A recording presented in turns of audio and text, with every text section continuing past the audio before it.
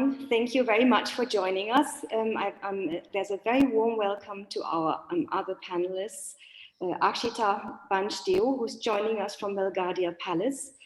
And I'm so pleased to have you again as a speaker. And I'd love to hear all the news from Belgadia Palace.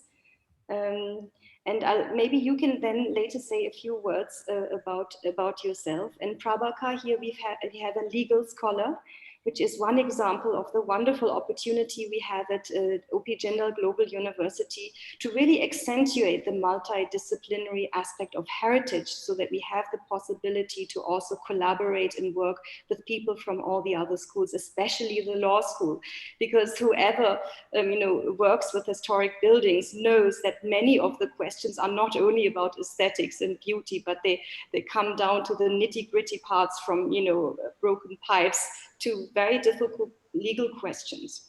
And I think especially when we work with the beautiful historic houses of India that all delight us, and people all over the world are delighted and inspired by these magnificent buildings, we still see that history is always catching up with us. So one of the tasks that we do at the Center for Historic Houses, and I'm going to say a few words about the center, I'm delighted to be part of this, and actually the global community during the pandemic is really wonderful. All the support, opportunities for collaboration, and being able to be in Australia right now and other people from all over the world are joining us is a fantastic opportunity. So especially the British Raj, the recent history is catching up on the historic houses to this very day. So we constantly see lawsuits, uncertainties about ownership, uncertainties about inheritance, that really brings this to the fore. And of course, the context, the buildings don't walk away. So there are in the neighborhood, we have other historic buildings, we have other cultures, religious cultures, different moral values, and the global community. How is all of this shaping up? Let me just start by playing a little video, because I think it's a good opportunity just to introduce you and bring you to India, wherever you are, particularly our colleagues from Australia, to set you in the mood.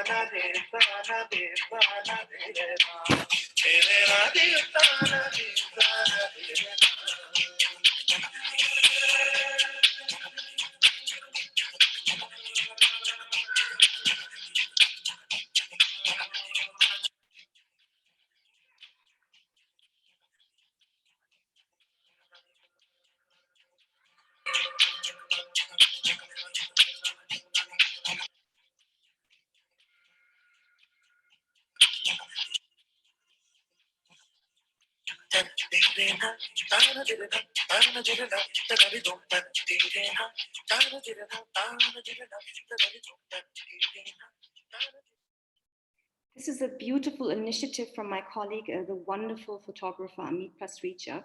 And I wanted to share this because I think his photographs have a lot of depth, and they really tell a story when you're kind of drawn into these buildings.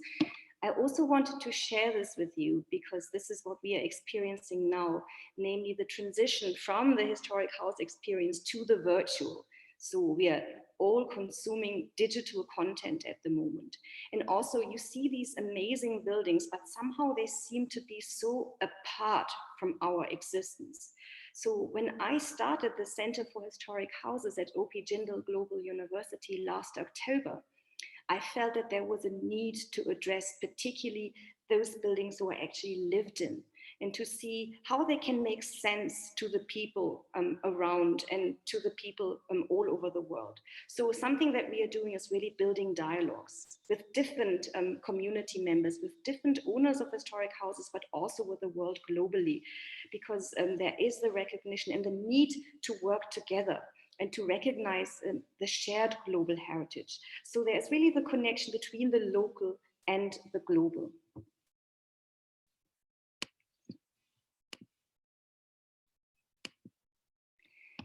What you also could see in this beautiful short video is the abundance of buildings and the kind of disparity between only about 3,700 listed buildings and the many, many buildings that there are.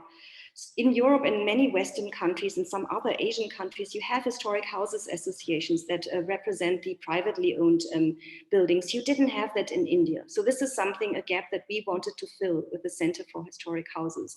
But we also wanted to make sense of all this kind of the different typologies of architecture. How can we actually start with our work with so many different types of buildings?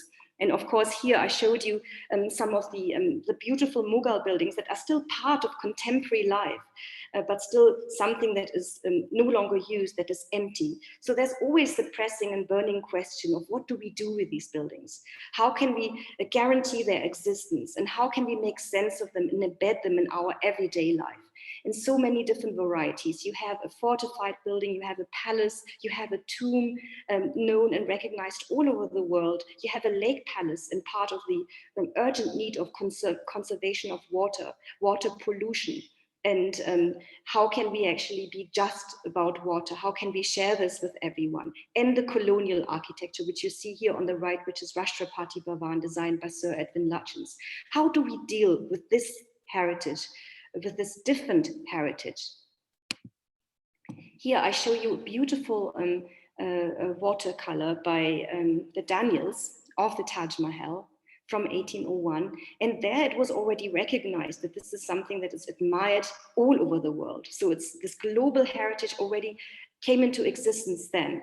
And this was the possibility for other people to share this heritage and to see this through these paintings and aquatints that were distributed widely.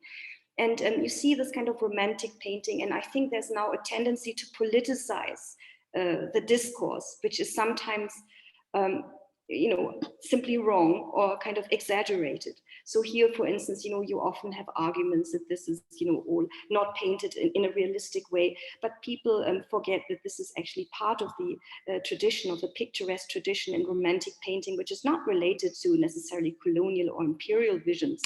And I give you this example of Caspar David Friedrich in the romantic tradition in Germany. So it's very similar. You have ruins, and in fact, you had buildings that were established in the late 18th century, built as ruins from the outside and then fully furnished and like a little palace inside.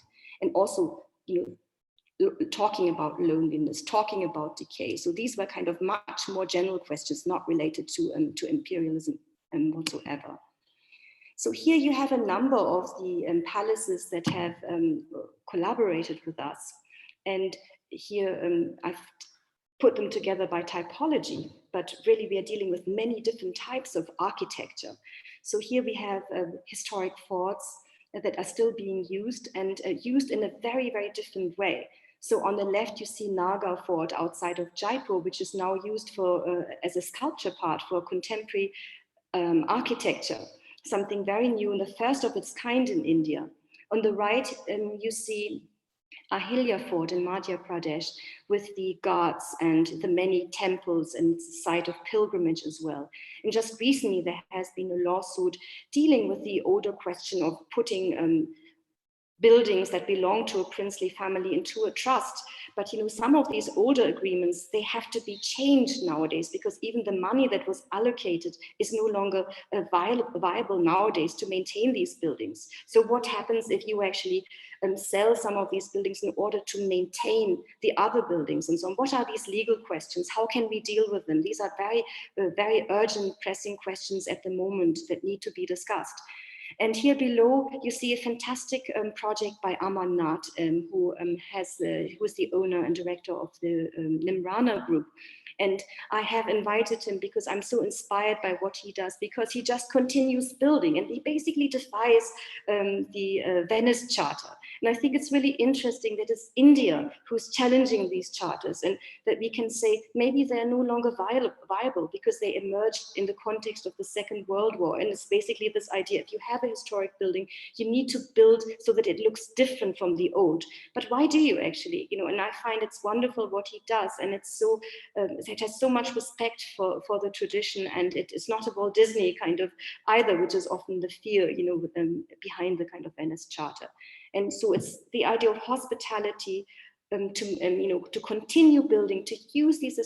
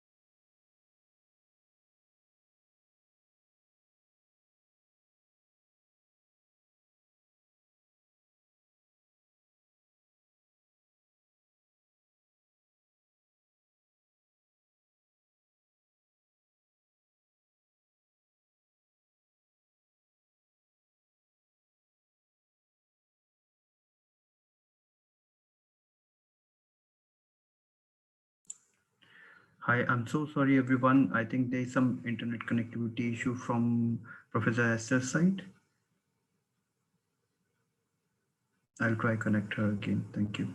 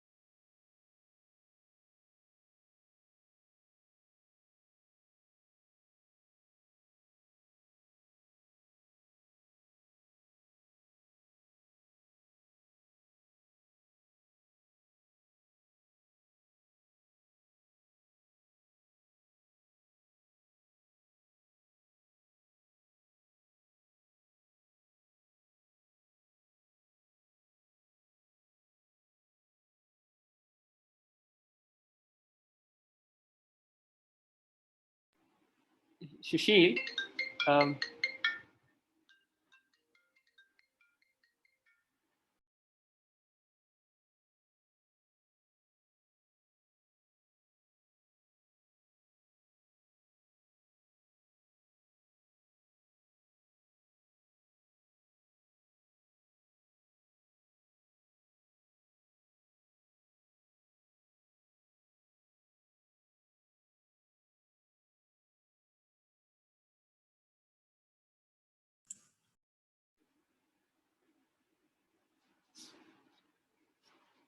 hello everyone.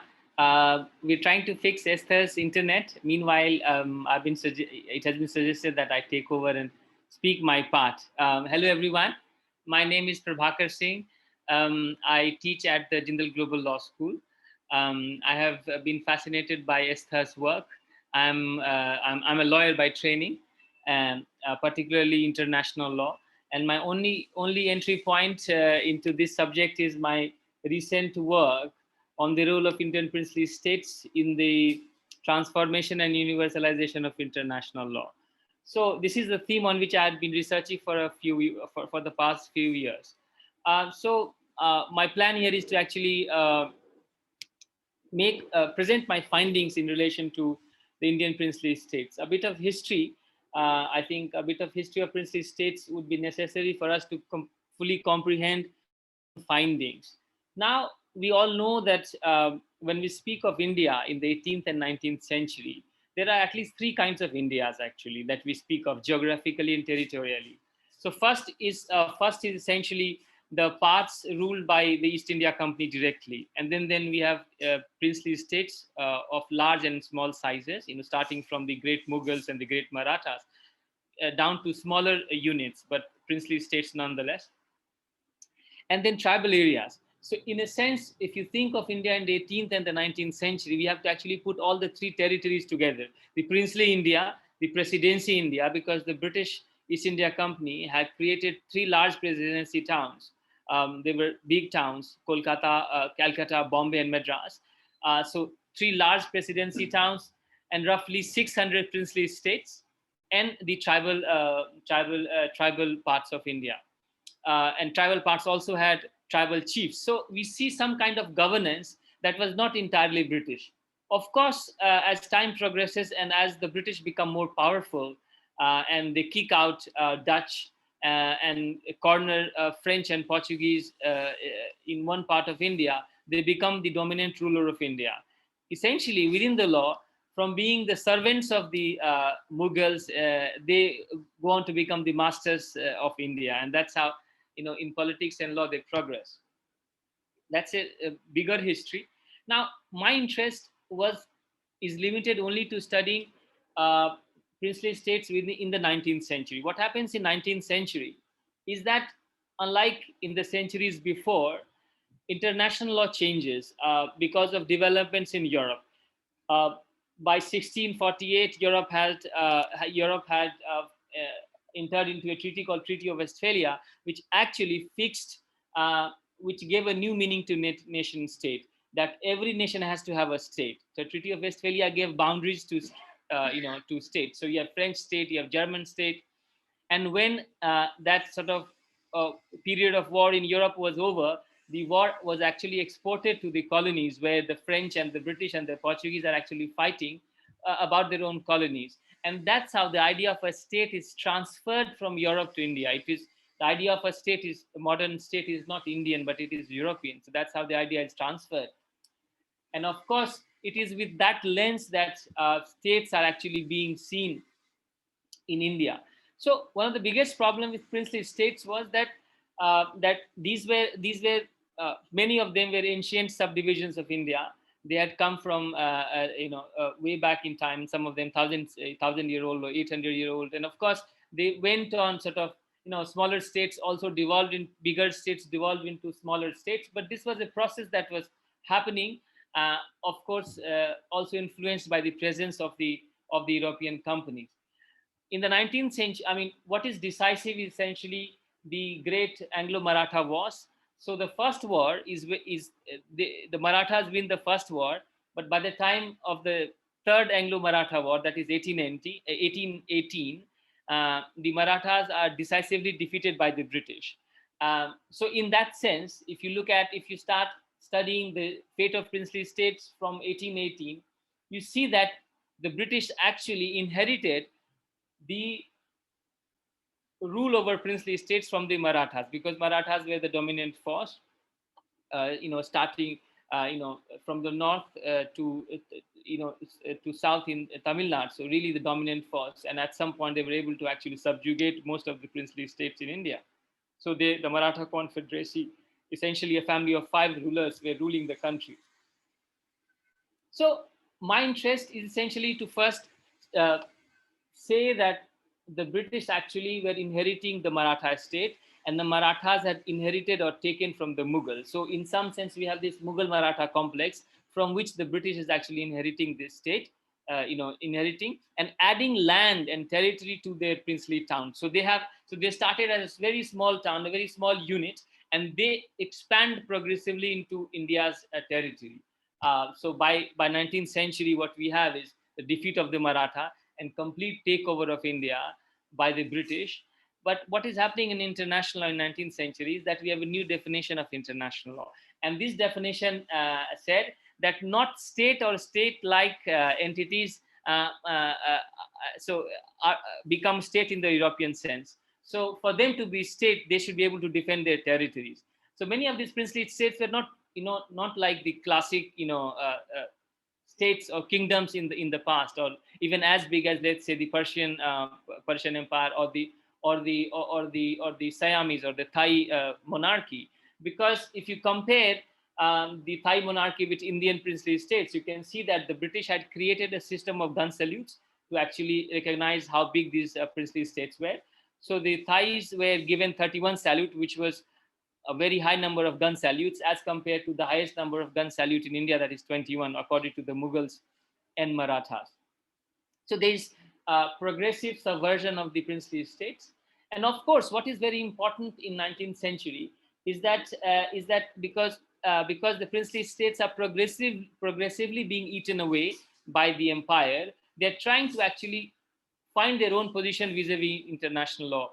And this leads to a lot of litigation between princely states and the East India Company, which continued after the mutiny of 1857, where within the doctrine of common law, the British courts are progressively defining the position of princely states.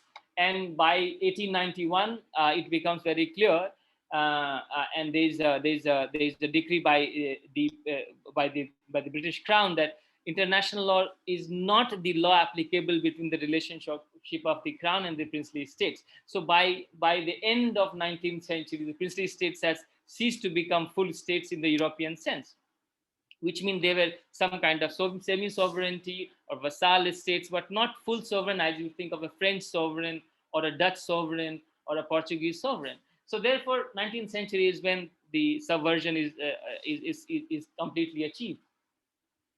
But of course, and then you have to add end of 19th century and start of 21st century, something radical happens in world history. That is the fall of the Tsar, one of the biggest kings in the world. Fall of the Tsar meant the rise of communism and a new ideology in Europe. So suddenly there is this view that princely states are perhaps not the best governed kingdoms, and because it touches people, perhaps there was a lot of, so nationalism is rising in India, and that nationalism is actually also influenced by the fall of the Tsar. So there is a view in India about people living in princely states versus people living in presidency towns, and that also actually feeds into sort of robbing the legitimacy of princely states. But if you look into history, some of these are great generalization. In my research, I have found out that some of the princely states were managing better than presidency towns. They were doing better rule than some of the European towns. And in fact, there is on record evidence of the fact that sometimes British subjects would leave the British towns and move to princely states. So if the rule was so bad in princely states, why were they moving to princely states? So I mean, this is a large area to be summarized so quickly. But what I'm trying to say is that princely states are an important state-like objects that need a deeper study. That's the first part. Second part is that in the 19th century, international law came up with a new term called civilization, right? And they said that not all states are civilized. The moment we say or not states are civilized, the first image is that of racism and sort of white versus the rest. Well, that is there, of course, that is the underpinning somewhere. But what the European lawyers meant was that when I say civilized, I mean that if a French national goes to a particular state, let's say a Mughal state, he should be that French individual should his person and his property should be protected by the laws of that state. If these native states actually protect the property and person of a foreign alien, then they are civilized state. And now, on that logic, many of the countries or many of the kingdoms could be excluded because some of these kingdoms were feudal, right? And there are feudal laws, slavery was practiced. So what happens in 19th century, again, is in 1850, slavery is abolished, and that becomes a grounds because slavery is abolished by the British. Therefore, finding any kind of slavery or similar activities in princely states also becomes a way for the British to intervene and then deflate or take over, along with the doctrine of lapse, when if a princely kingdom does not have a male issue, then at least till 1857, the British had a right to actually take over the rule of the state. So it's not a uniform mechanism. You can actually create sort of, you can create pointers of ways in which the princely states could be intervened into. And this happened throughout India. But it also means that British interventions actually created or allowed some of the territories to actually become India. So we also wrong to think that princely states always had a nationalistic view. In fact, many of them did not want to be part of India when India becomes free. They wanted to form their own union. PEPSU is one union that we know of, the 6 states. Likewise, they're forming union, and many of them wanted to be independent. That was not anymore viable, so they were actually forced to join the signed covenants and instruments of accession. And famous cases are Hyderabad and Kashmir that the whole world knows about. But there were other princely states that were quieter, and since they were not as powerful, they couldn't resist so much. So that's the historical part. So my finding here is that we need to do, as we say in philosophy, an ontological study of princely states to actually find stories that are not stereotypical, and stories that actually offer you conclusions that are different from a simple mention that princely states has actually become become sites of slavery or mismanagement. These were the propaganda actually spread by colonial officers to acquire more land. So it was very easy to actually say this particular king is actually is an uncivilized king. He doesn't care about his about his people. In fact, expenditure on temples and palaces could also be presented as signs of how the king actually is really using all this money not for welfare but for his own personal whims and fancies, which might be untrue, because in 19th century construction of temples and mosques and palaces was actually a way to give job. It was a great a great way to actually to create employment. So what you see is that while East India Company is expanding into the rest of the world on the logics of free trade, but it is also reversing whatever we in India meant by trade and job and culture.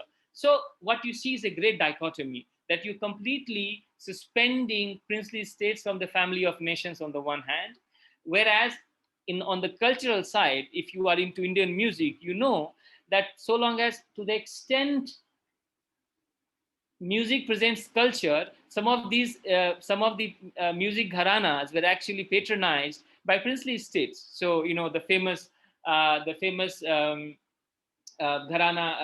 Patiala gharana, for instance. Patiala was a Sikh kingdom. So some of these princely states were actually, in cultural sense, investing in development of culture, music, art, literature. Yet on the political side, they were bleeding, as it were, their sovereignty with British assault. So what is happening now? For 47, India becomes free. Princely states join the Union of India. They become part of India, various provinces or states, as we call. And there was a deal where most of their property was taken over by the Indian government, but they were allowed to keep some private property, which included their palaces, etc. And some of them later in the 60s formed trusts, and all of that got transferred to the state. So we have litigations going on, for instance, as I mentioned by Esther, in Madhya Pradesh, where they're saying that we inherited this, but it's very difficult to maintain. So unless you open this to public, unless you turn them into 5-star hotels, or you create something out of that, it's not sustainable. Even maintaining them is not sustainable, right? So there is a lag between how much the erstwhile princely states can do to preserve their housing and how much the state does. And in that sense, I was the other day we were talking about this particular case with Esther, and I thought what is happening is that in some ways, if princely states and their heritage that they're preserved, they're created and developed and preserved, presents kind of a microcosm of Indian culture, music, art. In some sense, by mismanaging, the state is destroying the nation, actually, because nation in that sense would mean our culture, which could be either princely culture or non-princely culture, food, language, and things like that. And in that sense, by its neglect, the Indian state is actually destroying the nation, which is ironic because we call ourselves nation state, thanks to the definition coming from the Europeans. Once we call ourselves nation state, I mean, at some point, the state is cannibalizing the nation by actually not taking care of so much of this property or the inheritance that they have had from princely states. well, these princely states, as I said, were numerous, around 600. So that's a large number. These states were, in fact, it is important to point out that these princely states were one of the foremost job providers for the Europeans in the 19th century. The smart Europeans, whether in the field of art or literature or warfare, were actually in the employ of princely states. So who were they benefiting? Where was the money going? So you really have to actually read it to see how, in a very in a typical imperial way, the Europeans and in India, British in particular, actually bled their sovereignty away so that you've first siphoned off their money, and then you take their territory on other pretexts. So it's actually the study is very fascinating, frustrating also, and add to this the fact that they do not, princely states are hardly seen as uh, a useful or a worthy subject of historical inquiry in law, which what I'm trying to do actually. So, well, my research is very nascent. I'm just starting. My first paper has just come out, and I hope to make more discoveries as time progresses. But that is my sense, and this is not a law class. So I think that is what I wanted to say generally about princely states. I'll be very happy to give more clarification by way of questions. Thank you very much. Thank you. So I'm finally back. Thank you for your patience. Sorry, we had some internet difficulties.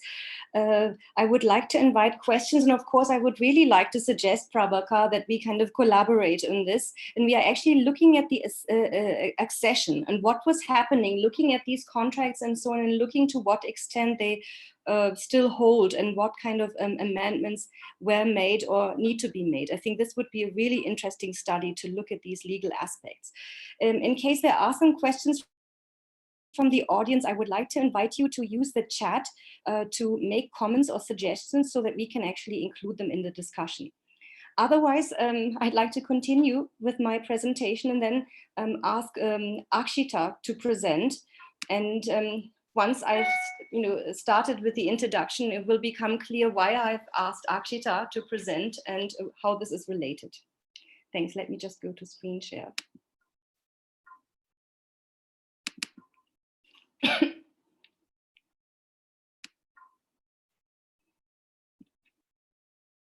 Right, so we were talking about the different typology. Let me just go back. This is Mehranga fort, really impressive, a typical hill fort, which we will be dealing with in the coming month.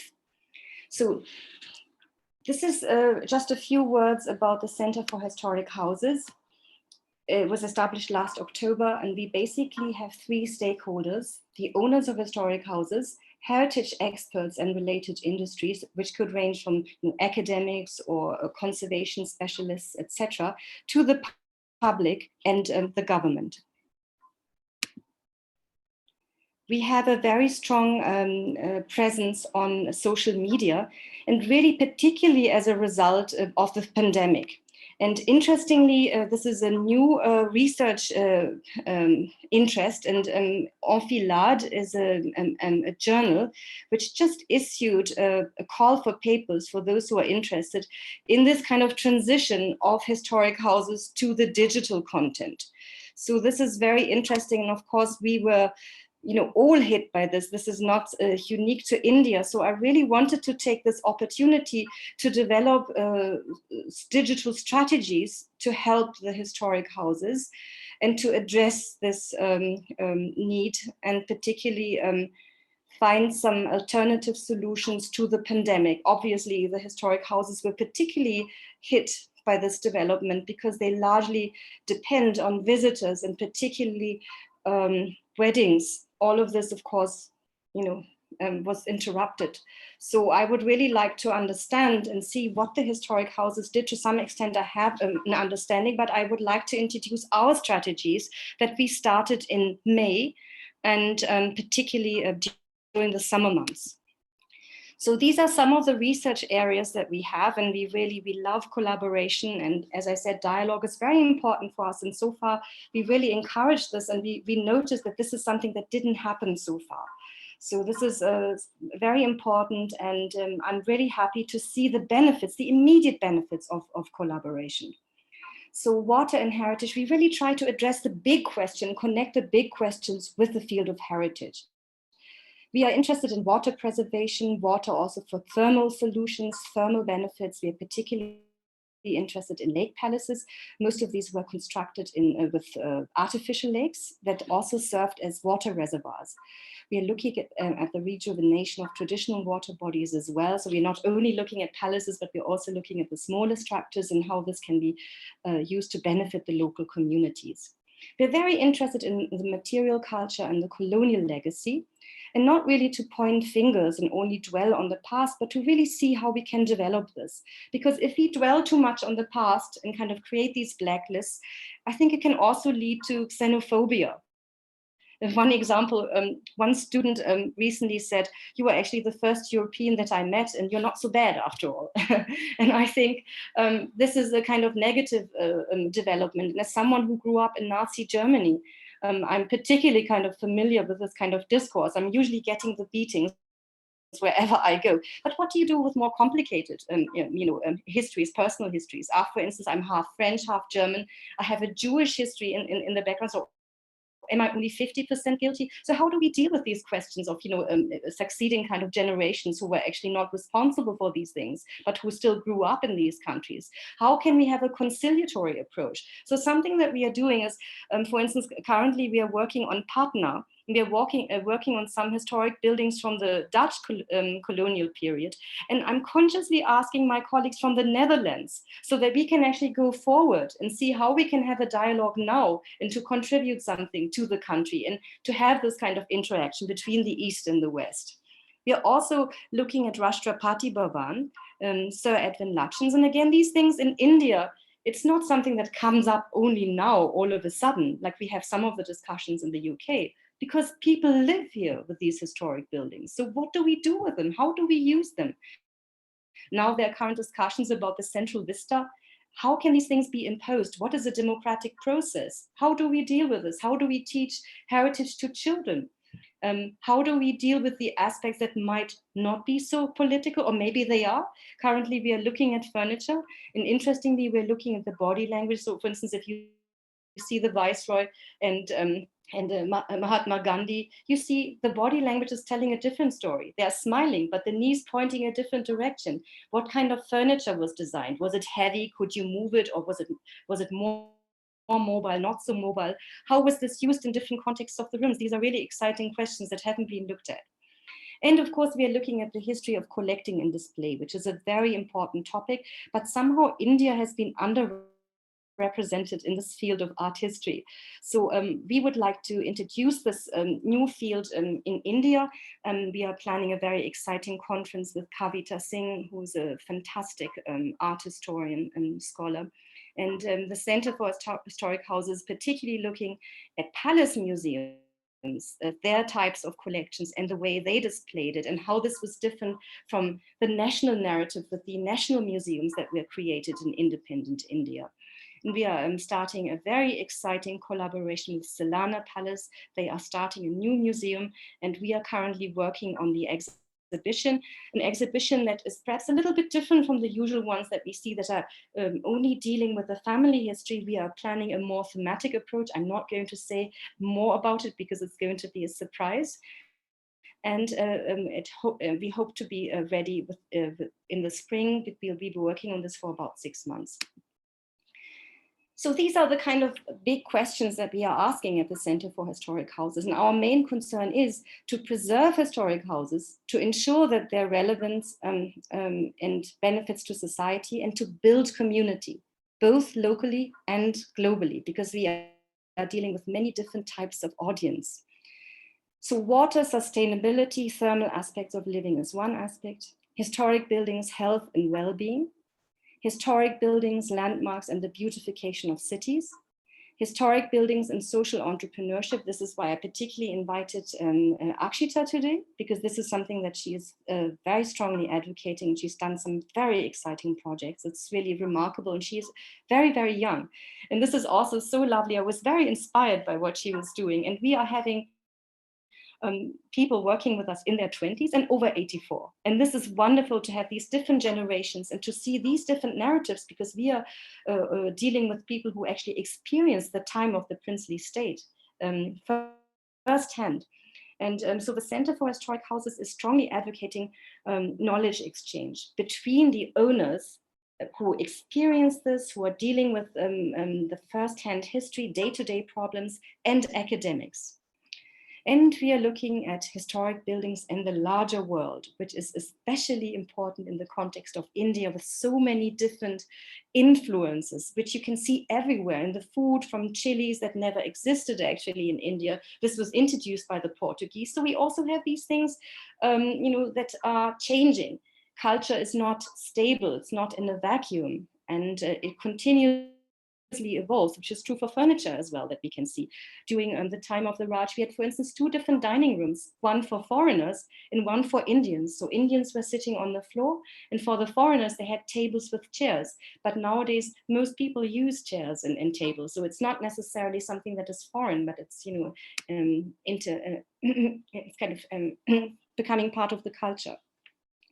So today I want to focus on the experience of historic houses with the virtual world. This is something that we are all experiencing in all museums worldwide. And I wanted to introduce and share with you the digital strategies that we introduced at the Center for Historic Houses. In May, and this was the first lockdown, and I actually moved from a farm where I live with hardly any electricity. I had 20 dogs at the time. I moved back to campus because everything went digital, and I immediately launched into this. So I started several social media handles. I started an Instagram, Twitter account, and we built a website. I'd never used Twitter before. To some extent, I'm appalled by the kind of aggressive tone that you see. I was very innocent about this. I thought it's just about sharing ideas, but I was terrified to see some, esteemed kind of colleagues, historians whose books I liked suddenly became so vicious, saying things like we are dancing on the grave of someone's career and so on. And I thought, I don't want to participate in a debate like that. And then we had daily posts on Facebook. We have a very active Facebook group, Center for Historic Houses of India, with 3,400 members. And I think 60% of them participate in the debate. And many of the erstwhile royal families are members of this Facebook group. And on the 3rd of July, we introduced the weekly online lecture series entitled Resilience, Historic Houses of India and Their Custodians. And it's really interesting to see the effect of this. And Akshita, I would also like to ask you whether you could see any results or any effects as part of having participated in this lecture series. I can share this from other families. They've been featured in the press, in the print, in print media, various newspapers. It generated business, it generated collaboration, and also increasingly business and visitors. This is surprising, especially because of the lockdown. And even, big hotel groups like the Taj Hotel Group, which participated, also noticed this, which is very, very nice for us to see that really with the power of idea, not even spending a single rupee, you could generate something positive during very difficult times. And we also started a LinkedIn group, Center for Historic Houses, which is mainly for professionals. And we have many people from the Princess Foundation to the Getty Foundation, museums from all over the world who are following us on LinkedIn, which is really, really lovely to see. So the direct results of this, of our digital strategy, so we have 40 palaces participating. So I really think that everyone felt the need to somehow to do something. Everyone was kind of, in a way, was uncertain about how to deal with the situation because it was so new. So we had over 40 palaces participating in the Palace Day initiative that we did together with the European Network of Royal Residences on the 19th of July. We had also Taj Group hotels, Nimrana hotels, the World Monuments Fund, and UNESCO participate. And on this particular day, we had over 85,000 views on social media, which is very nice because all of this, as you could see from the previous presentation, was very, very new. We had just started. Meanwhile, we have over 800 followers on Instagram. Twitter is still a little bit difficult. I'd love to have some advice, and I'd like to hear from other people who are using this, what their strategies were. So we had 15 historic houses in the resilience lecture, and I just mentioned 11. And I want to go through this so you see what they have in common and what we learned from this. So you can see from this that we have Gujarat, Odisha, UP, and a number of places from Madhya Pradesh. So most of them are basically very active in the hospitality sector. They're having hotels, sometimes homestays, just rooms. Bhavnagar has heritage initiatives, so we sometimes see the generational approach. If we have younger family members, they usually studied abroad, and this had an impact on how they are managing the palace. So it's Bhavnagar is very nice. The young princess Brijeshwari is involved in heritage preservation. She started the society, very strong in education.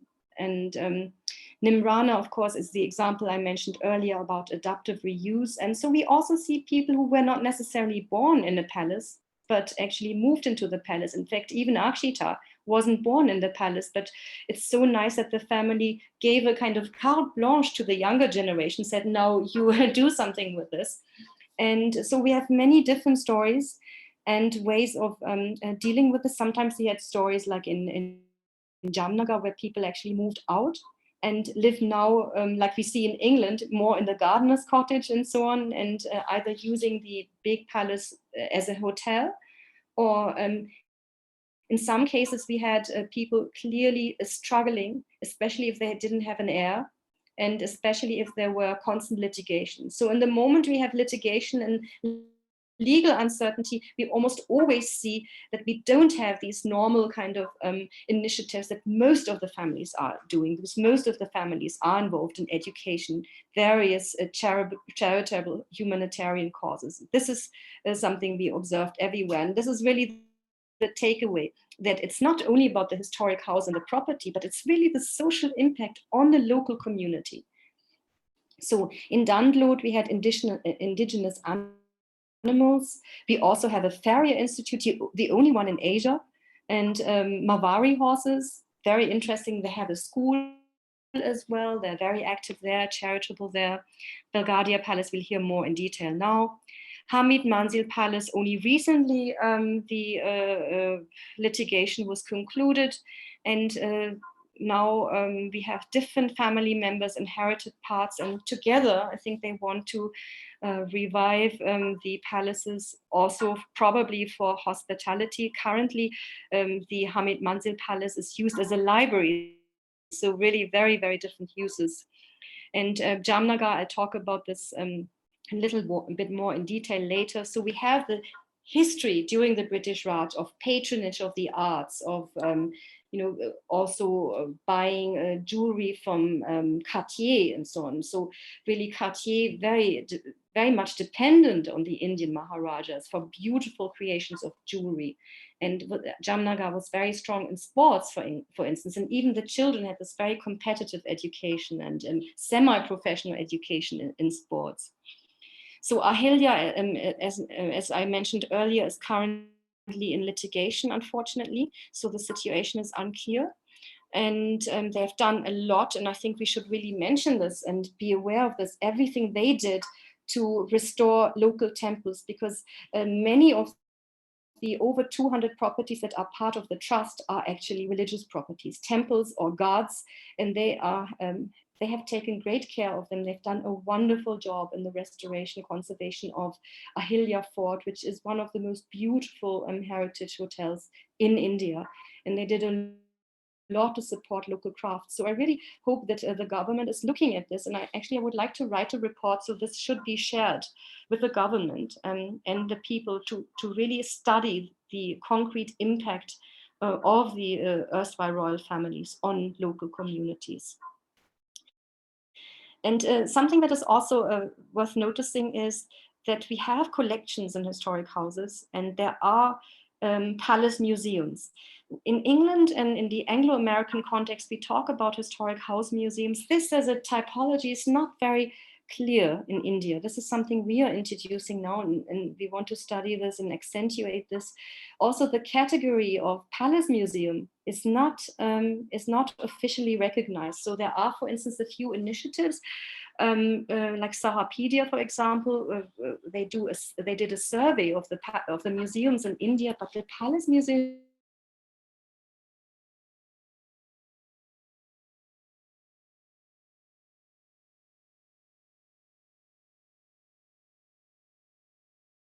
to the British Raj, but it could also be in response to travel and very cosmopolitan lifestyles. Could be France, could be many countries that they visited, and that they kind of then these ideas they brought them back to India.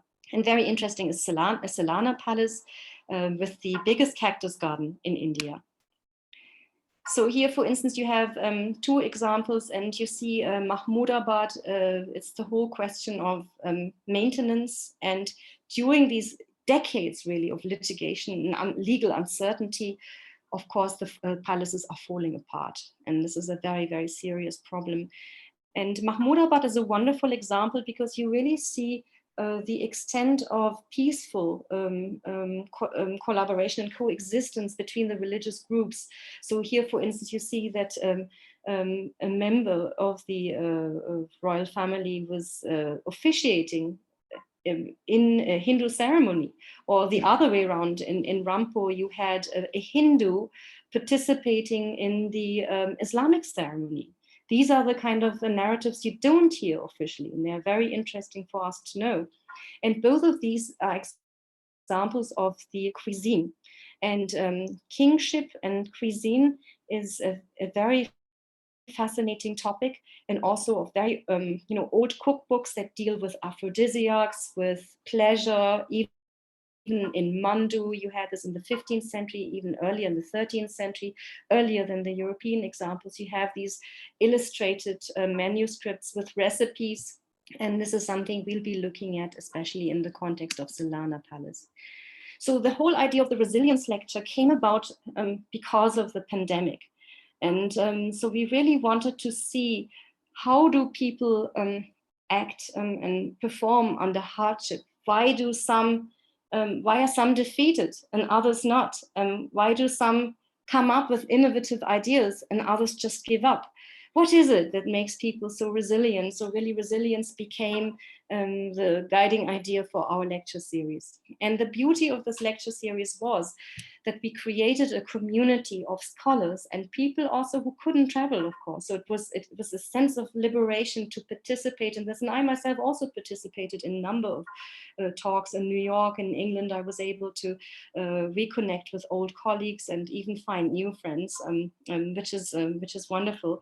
And also with the erstwhile royal families, of course, we have family members in other countries. And because of the lecture series, they were able to participate and see what families members are doing. And some of them are now wanting to come back and want to re-engage and start new initiatives.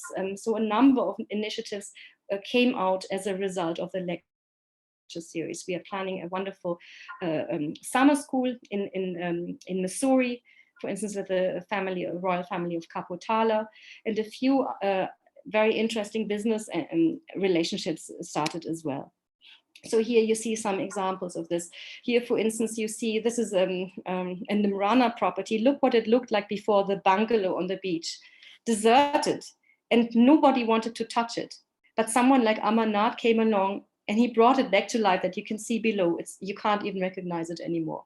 And this is something that is fantastic and an inspiration, I think, for the heritage world. And here you see Brideshwari and her various heritage initiatives in Gujarat. And here you see one of the beautiful Mavari horses. So cultural encounters are not always easy, but how do they actually work? What happens there? So when I show this image to my students, they usually think it's a Mughal building, but of course it wasn't. It actually was built in the early 20th century. And it's an example of the Indo-Saracenic style. We can see this, we can give names and we can mention dates, but how we interpret it is still speculation. So, some people see in it a very wicked part of the British, trying to assert power. But what I found in my research so far was just the initiative of individuals who are working in the creative fields. And usually this was unrelated to politics, just like a simple craftsman, an artisan in Haryana might use a Mughal art simply because he saw it. There's nothing else behind it, just an aesthetic delight in this particular form. No politics, no religious statement, nothing. Just simply an exposure effect, what you would see in psychology. And this is a number of colleges that were introduced by the British, particularly for the children of the erstwhile royal families. But again, you could also see this example. It was started by an Englishman, but later the royal family rebuilt it with Sir Swinton Jacob. So basically, you see that the erstwhile royal families hired engineers very often. Usually, they were not architects. And so it was not actually a British initiative, but it was done also and commissioned by Indians. And even before the British Raj, especially Lucknow is one example, where you have rulers commissioning Europeans to execute buildings, or they actually used something that they saw, manuscripts or something, and used that in India. And the same happened also in England. So it's a kind of, cultural encounter as a two-way street, not only as a one-way street. And here the example of Delhi College. So the Indian ruler actually used this name to in remembrance of this particular British person who started the school. Here you see again Swinton and the important Jaipur portfolio. And here you see the different contexts and the constant negotiation between the different cultures. You have the kind of remnants from the past and fantastic architecture, but that is kind of desolate. And that was used as an inspiration for architecture that came about. And here you very clearly see a fantastic example of the Brighton Pavilion. This was the original plan in the 18th century, but the execution in the 19th century was inspired by India. Or here, a ceasing code, for instance, inspired by India. And sometimes it was an amalgamation of Chinese and so forth. You can even see Chinese porcelain produced for the Mughals with Indian themes. So this is, there is a very positive kind of innovative aspect of the cultural exchange unrelated to politics, even in the 17th century. Or the Mughals using Christian images in Mughal miniature paintings, or Rembrandt being inspired by Mughal paintings.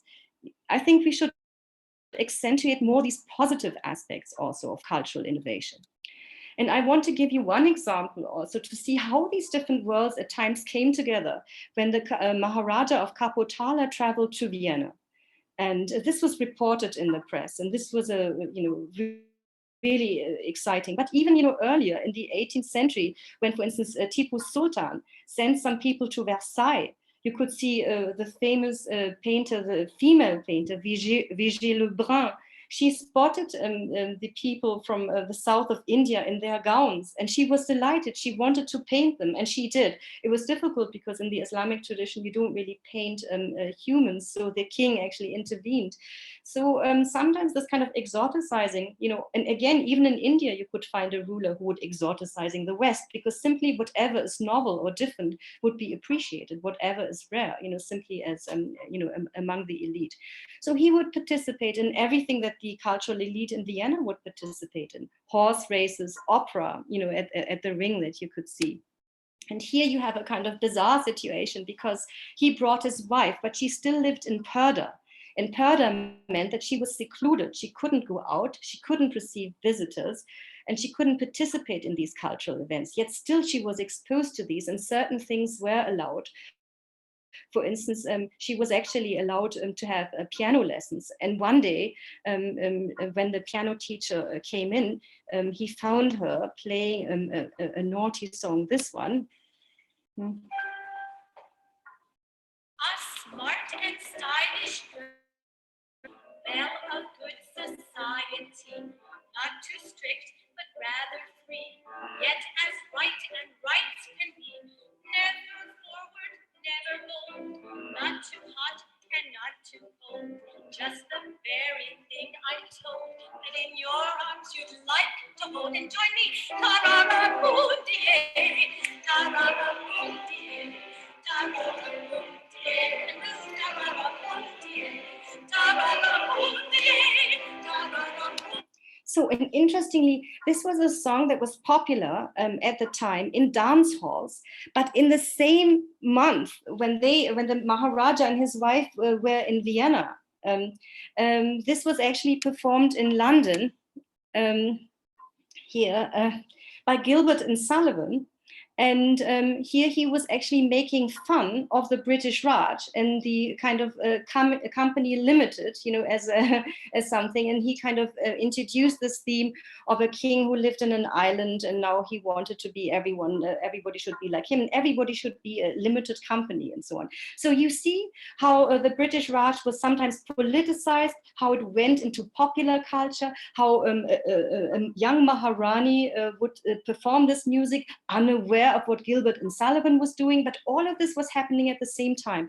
And you see, sometimes it was, you know, happening at the same time, and all these different cultural aspects could be together, could be in opposition to each other, and there are many different narratives and many different realities of the kind of culture at the time. And here he would also support, for instance, the Austrian decorative arts, would bring it back to Vienna. And he would come back to India, and he would also be very much inspired by French architecture. And you know, you can't say that because he used French architecture, it was something he consciously did to fight against the British. Again, it wasn't political. It's just something that he liked, like the Rothschilds, for instance, liked French architecture and design. So very similar. And here you can see the beautiful Kapurthala Jagatjit Singh Palace in Kapurthala, and here the Chateau Kapurthala in Missouri. And this was another interesting typology. You remember I started the lecture with the types of typologies that you could see, such as forts. Here we have hill stations, we have palaces, we have lake palaces. And this is the example of the hill station. And here, in this context, I wanted to show you this Nawab who commissioned a bed from Christophe in Paris. And here he wanted to, he commissioned 4 European women nude, from different parts of Europe with different skin color. And they, in the moment you would lie down on the mattress, you would actually have a musical clock. They started spinning around. So you see the exoticizing the other happened also from the other way. Yeah, because that's just a kind of human character trait. And here we come to the museums. We had a Gwalior, and I wanted to talk about, just very quickly before I give it over to Akshita, talk about the history of palace museums that emerged from collections in palaces. So you had libraries in palaces, you had armories for weapons, you had treasuries, and you had the wardrobe. The wardrobe is very similar to the medieval wardrobe in Europe, that was not actually the term for a piece of furniture that came much later, but it actually designated the whole household and the particular room where the robes were kept. And so objects that you would find in palace museums were these objects associated from these particular rooms that I mentioned here, such as weapons and so on, gifts, diplomatic gifts, but also objects in art related to travel, just like we saw earlier from the Maharaja of Kapurthala and his trip to Vienna, but he traveled to many, many different countries in the United States and faraway places, and luxury consumer goods. So you have these kind of royal collections. Yes, so I would like to hand it over to Akshita now. And if we have more time, I can show you a little video, but I don't want to go over time. Hello, everyone. Thank you again for having me both to the OP Jindal University and its very brilliant professors and academic sort of leaders who I really think are pioneering a new different kind of research and study. I'm going to be brief because I feel that my role here is just to shed a light a little bit on the contemporary relevance. I'm afraid I cannot speak on behalf of 600 families and the houses and their sort of institutions. But I think what I can offer is a glimpse into someone who was a descendant of one of these families, and what has been everything Mr. Singh was talking about in terms of what was it like in terms of seeing it from the inside, if I can put it that way. I think I'd like to begin with a few points that we spoke about, and to begin with, I'll just introduce myself. So my name is Akshita Bhanj. I'm one of the directors of the Belgadia Palace, which is an 18th century boutique property. It was initially commissioned by Maharani Sumitra Devi when she basically commanded an army of Santhal warriors to fight the Marathas when they were coming in to fight the Nawabs of Bengal and the British. So the British and the Nawabs of Bengal in Murshidabad actually made a plea with her in the late 1700s, which is quite early on, when the East India Company is still functioning as a company with sort of Fort William. There were these barracks more than anything else they had. But understanding there were invasions, preceding and during the Anglo-Maratha Wars, they would sometimes work on the weaknesses of royal families as well. In this case, Mayurbhanj territorially would have come before Bengal. So if the Marathas were going to attack, they would have destroyed another kingdom.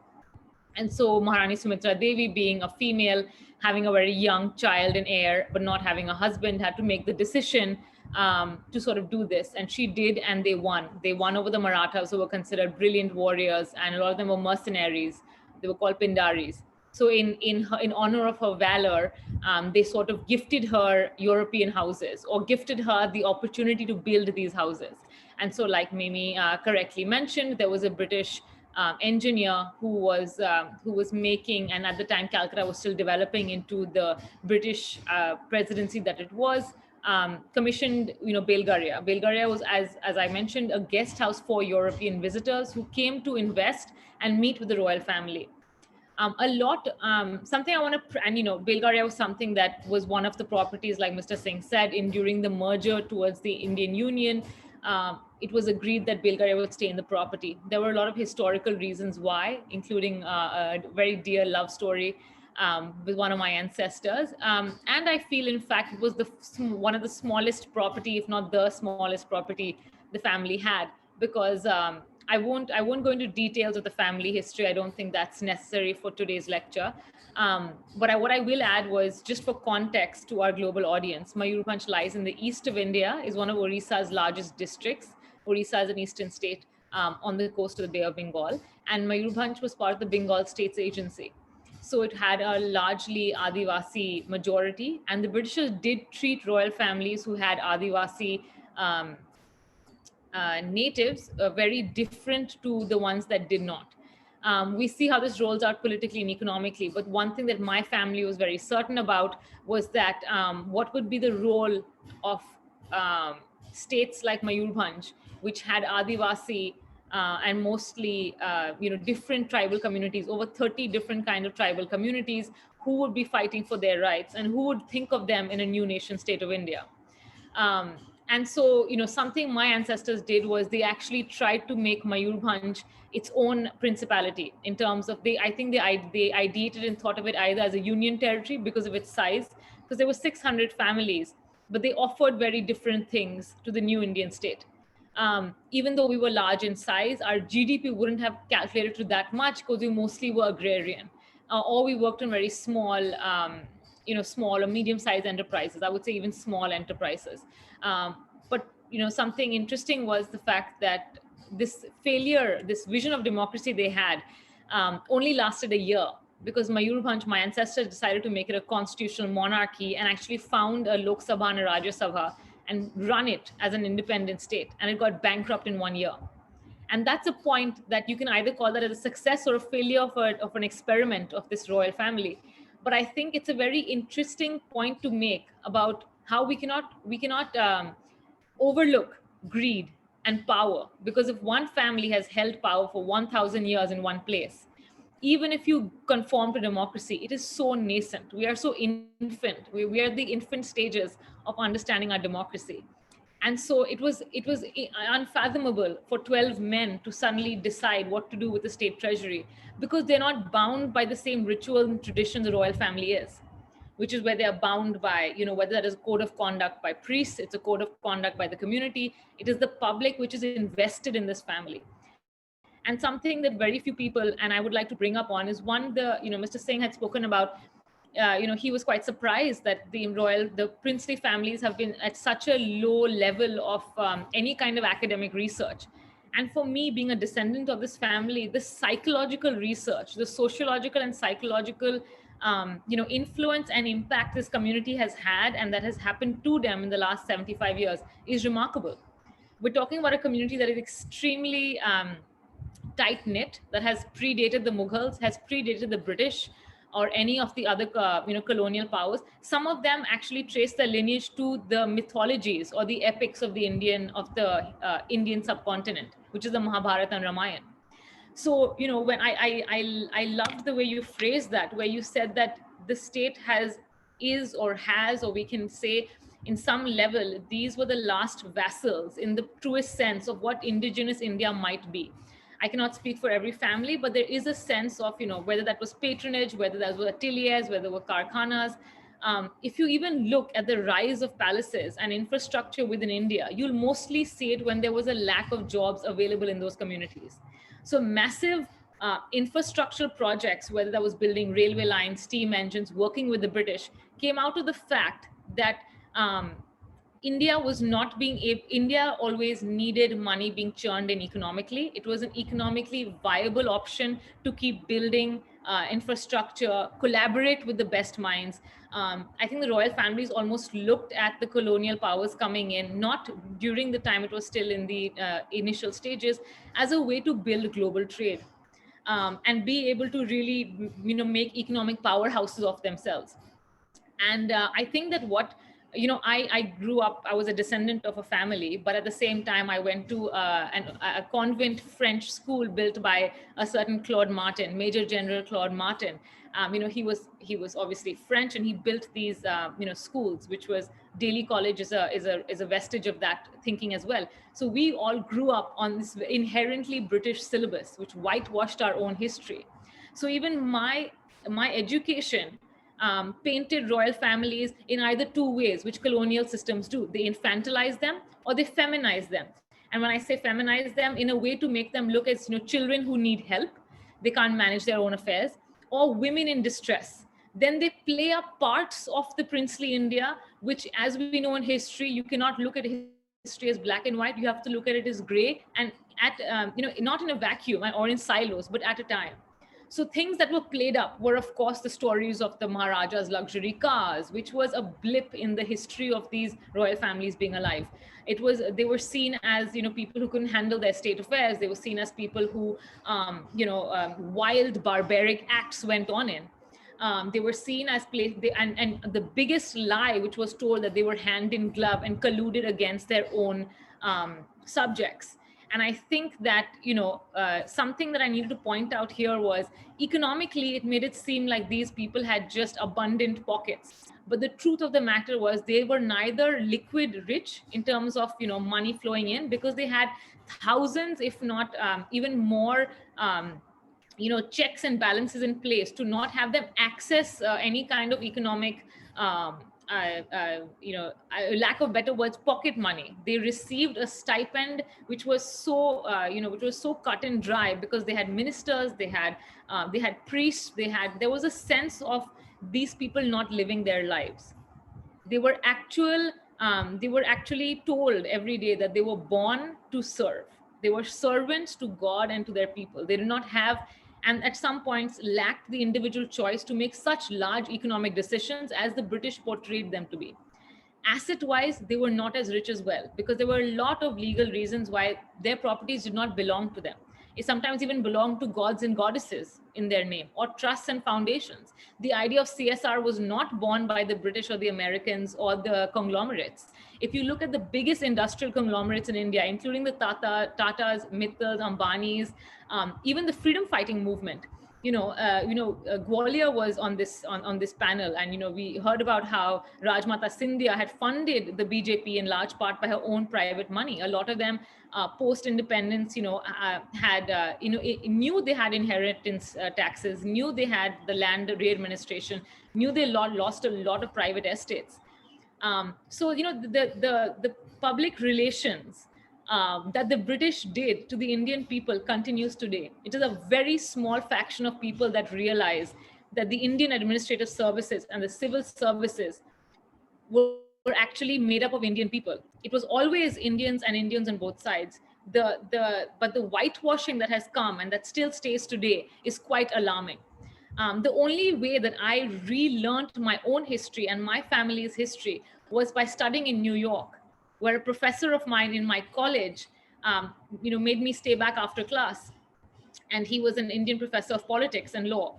And, he asked me my name. He asked me where I was from. I said, my name is Akshita Bhanj and I'm from Calcutta. And he said, no, you're not. Where are you really from? And I said, sir, I come from a very small place. I don't think you must have heard of it. It's called Mayurbhanj. And he looked up and he said, well, thank your grandparents for me. Thank the Maharaja and the Maharani of Mayurbhanj, because when they donated all their palaces to the government of India, they made sure that these palaces gave free education for a period of 10 years on the state's behalf. And he was a young boy from not a very well-to-do family, from very humble beginnings, who had the opportunity to study because of my ancestors. And as luck, fate would have it, I became a student in his class in New York. And he was someone who told me that you should understand your history. You should understand who you are, where you come from, and what is the place of your family and your ancestors. And he obviously was a student of law and politics. So, he was quite surprised that I had a very low level of either interest or knowledge in my own family's politics and legal litigations or anything else, because he was alarmed. But the truth of the matter is, when you've been born into a family where you've seen more loss of fortune, there's a very dry, jaded sense of what is it even worth. Then there's no sense of support from any corridor of whether that's the judiciary, the state itself. However, that perception of mine changed because I had a foreign education. I studied a lot more, scholars from, whether that was Dalit scholars, female scholars, voices of, who really, different diverse voices of, studying the colonial history, my own history. And I come back to India and I looked at my family and our properties with renewed interest. And I said, this is not a property, it's a platform. And I looked through my own family's books and diaries and biographies, and they had charted out almost like a smart city. So they knew exactly what were the development indicators of each village. They knew exactly who were the main families who people in those villages will believe in. Because a lot of royal families, especially in Adivasi dominated communities, didn't believe they were rulers. They were leaders chosen by tribal rulers. You had to, and even my own roots, that I found out that I actually have indigenous blood in me. I come from Mayurbhanj. The way I look is because of 100 years of genetic arranged marriages, or I like to call the closest thing to cloning, where they chose princesses from Rajasthan for their valor. They chose princesses from the East for the Zamindari associations. They chose princesses from the West, maybe because of the trade relations of the family. So, I have a clone of who my ancestors wanted their descendants to be. But at the same time, I have indigenous blood in me, which was something the Britishers were aghast that rulers would believe and want to speak about. They wanted us to think that we were actually brown-faced, white mimes. We were not indigenous. We were not Adivasi. We're semi-barbaric. We're not barbaric. And I think this is a chance for younger descendants. I am absolutely not advocating for a return to monarchy or praising monarchy, but I am urging Indians to decolonize their minds and look at some parts of our own history with renewed interest, with authentic curiosity, and to be able to look at this and say, what can we do which serves the greatest good for the people today? And on the point of Belgaria, Mimi is too kind. This is a very humble effort and I'm just starting out, but I really wanted people to question, and something that hit a strike a chord with me was, I still sleep in what I would call a palace, and the people around me have extremely bad development indicators. It's not something my family has ever made peace with, and nor can we make peace with it now. I understand the opportunity and privilege provided to someone who's still from a family like mine, even though there have obviously been losses. It's nothing compared to the country I live in, and sort of the problems we need to tackle. And so the idea was, for me personally, I feel royal families and historic properties are really well placed because they've always been seen as bastions of the community. They provide hope. There's a sense of patriotism. There's a sense of this family is, has a sense of purpose to provide and a legacy to uphold. And we are custodians. We are not people who can buy and sell these properties. They're not goods of consumption. They are goods to stay relevant in the times. For me, the most fascinating part of monarchy has not been the rise and fall of dynasties or their riches. It has been their resilience. To survive 1,000 years in different empires and dynasties when the world order is changing, what is that story? How did one family stay resilient? What was their characteristics? And if you look through the annals of history, when you look at some of our 18th century, 8th century and 14th century forts and palaces, you see the bricks, each brick has celebration of the village. It'll say a birth of a child. It'll say the union of a marriage. It'll say festivals being celebrated. We have brick built temples. If you look through our scriptures, there can only be peace when there is no war and people have jobs or they are well fed or they are educated. So I think that we need to not look at royal, and especially, I mean, I can bring this down to Bollywood and mainstream media and the portrayal of these Rajas, but it is extremely, it is still very much with the colonial hangover. We have these ideas and notions of royalty and luxury, when in fact, these people had they had a very astute knowledge that they were public servants. They played a special role in society, and they led a life as much as they could with accountability and transparency, because they were always held accountable. And with Belgadia, what we tried to do was come up with the idea of social entrepreneurship that royal families can now uphold. You can use these properties as platforms with, at the same way they were supposed to be 100 years ago or 1,000 years ago, that foreigners, for lack of a better word, but someone who's not a native of Mayurbhanj would like to come in. They would like to invest, either by tying up with local self-help groups and NGOs and investing in goods, or hiring people. The second way is actually to reduce our carbon footprint and make sure we become sustainable for the next 100 years. We are in a natural disaster prone state. And the third would be, of course, to make it an incubator where we have young entrepreneurs from the local Mayurbhanj region meeting, who can be potentially mentors, with getting guests from all around the world to come and see Mayurbhanj as it was during a princely state, to really invest in our talent, invest in our youth, invest in our skills. And this has to be a public-private partnership where we uphold the same values we were always supposed to do, along with the state government. We still have very poor development indicators. We still need to address a few things. And so a percentage of funds, when you come and stay with us in Belgadia, actually goes into the Mayurbhanj Foundation, which the goal of it is, which in 5 years, we actually reach 50 to 100,000 youth in the fields of health, sanitation, education, sports, and arts and culture. One point I want, and a few ways we did this was, we looked at the idea of artist patronage. There were whole villages who had no job other than to wake up in the morning and hone their talent. Unfortunately, we've lost so many of our arts and crafts. They've become from endangered to extinct just because of brain drain, because of a lack of industries and communities who can either market this or do product innovation. So we're actually looking at communities which my ancestors supported with patronage and making them into artist residencies. We recently had the New Zealand government give a grant where we had 2 artists from New Zealand compare and contrast Maori and Santhal culture while living in Mayurbhanj and speaking to Adivasis. As a Savarna, it is my responsibility to make sure that any platform that is given to me, I am able to shift that focus that you may have on royal families back to communities who need that attention.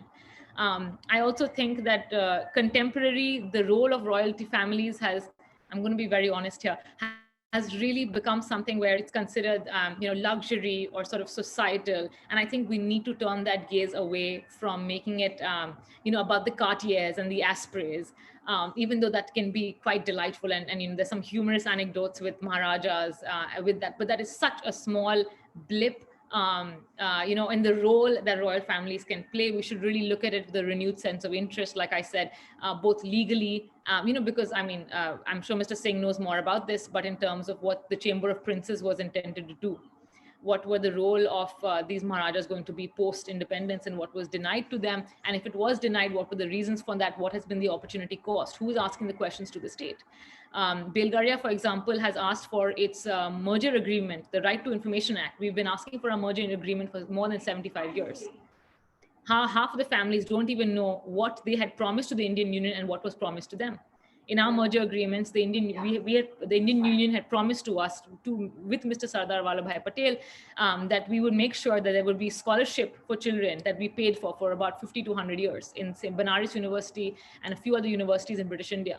Where are the scholarship money? Where is the money for hospitals, for making sure that the families who served these royal families got jobs? Did they get jobs? Where are the descendants today? What were the Forest Rights Acts, the Conservation Acts, the Art Acts? You know, there were laws that were literally put up by royal families saying, don't let these arts die. Don't let these ateliers die. Don't let these gurus go to ruin. These are extremely important parts of who we are as India. In India, we are oral storytellers. We don't write down anything. So when you kill our arts, you literally kill people's own identities.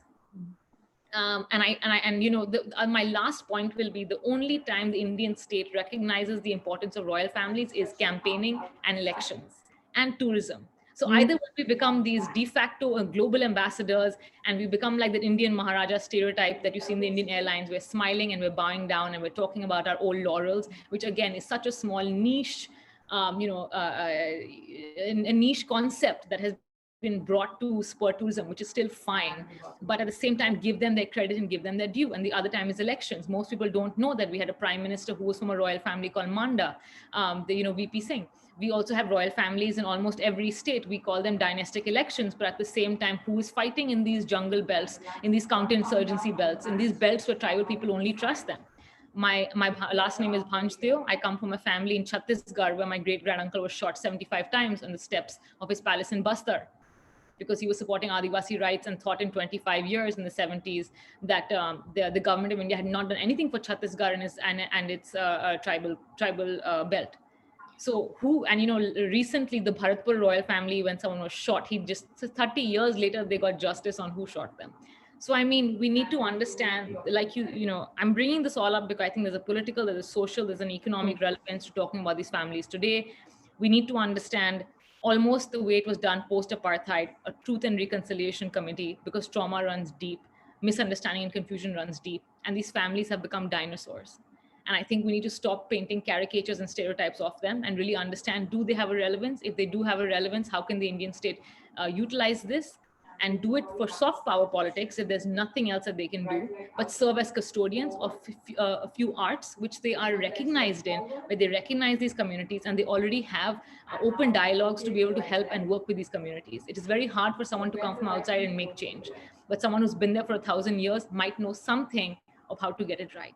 Give them a purpose, because they are looking for one. There are about 600 families and they only exist less than 200 to 300 today. And we need to really come together and as a country, look at this community, not with the privilege they have, but the fact that this community and its history will be lost forever in a couple of years, not even decades. That was a lot of information, but I thought that was interesting. Yeah. These were lots of thought-provoking and very strongly spoken words. Thank you so much. I would like to share a video of your beautiful palace, and maybe you can share the webpage address in the chat box, and it's just 2 minutes or so, and then people can think about some of the questions and maybe some comments that they want to make. Let me just share this. It's just a few minutes for concluding. Just a moment, please.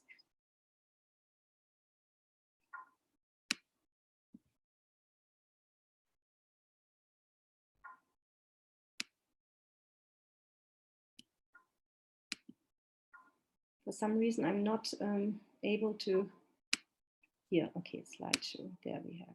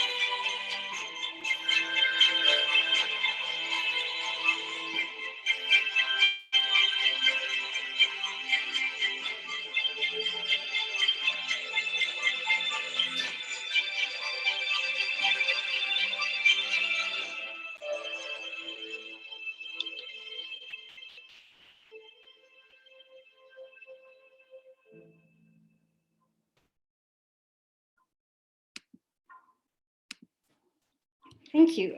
So we've come to the end. We are a bit longer because of the little technical problems at the beginning. Thank you. Yes, brilliant, really, Akshita.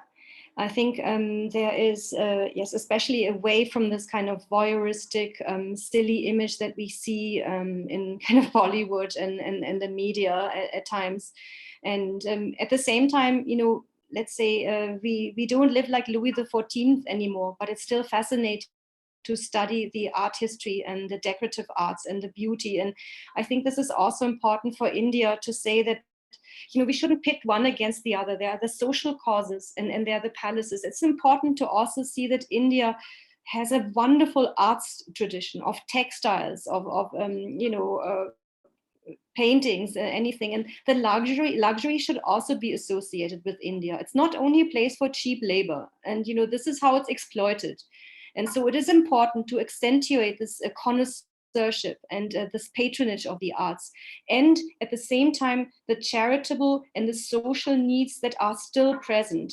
But beauty is also often not mentioned in current debates, but I think it's important. And these landmarks, these historic buildings, they also deserve to be preserved because of the well-being that actually generate for us and the beauty that they have, rather than monotonous kind of concrete blocks that are actually not lasting very long. You know, and after 8 years, they are finished and already falling apart, to mention the carbon footprint. No. So thank you very much, Akshita.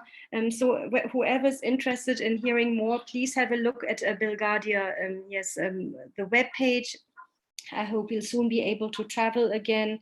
And Akshita, also, if you would like to share some of these products that we can buy to support the local artisans, this is something we would like to share on our webpage at the Center for Historic Houses. So thank you very much. Bye-bye. Thank you so much. Thank you, everyone. Bye.